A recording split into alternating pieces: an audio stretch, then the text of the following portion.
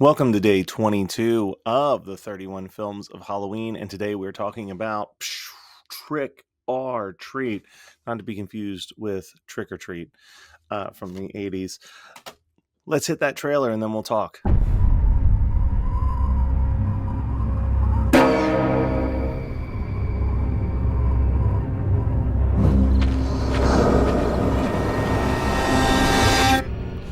Trick or Treat is a yearly watch in my house from the second it was released in 2009, 2010.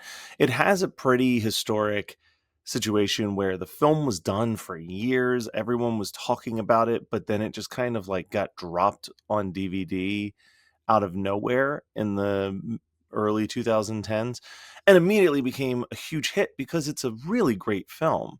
It is an anthology film, which I think this is the first anthology film that I've talked about on this series, with the through line being a child dressed like a scarecrow that we've later learned is named Sam.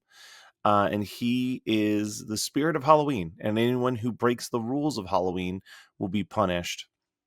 So he keeps showing up in all these different stories. But what makes Trick or Treat such an interesting anthology film is the way that all of the stories kind of weave together. So you get this werewolf story, you get this serial killer principal story, you get this grumpy old man story, you get these child bully stories.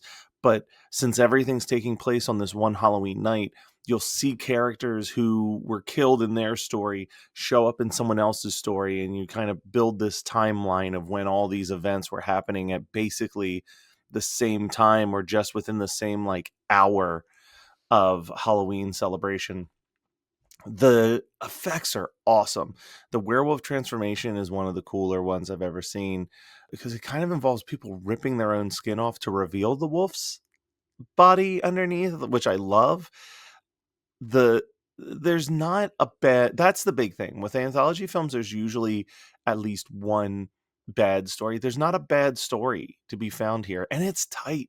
It's like 86 minutes. I love Creepshow, but Creepshow runs over 2 hours, and some of those stories could truly be 5-10 minutes shorter a piece. Like it really knows how to get to the point, get the scare, and get out. If you have somehow not seen this movie and you're hearing about it for the first time from this series that I'm doing, go and see it. You have to see it. This is probably one of the biggest must-sees during October. Now, let's see what else I have to talk about. 880. 880 is Shock Treatment. Oh, this is going to be exciting. So Shock Treatment, for those of you who don't know, is the unofficial sequel to Rocky Horror Picture Show.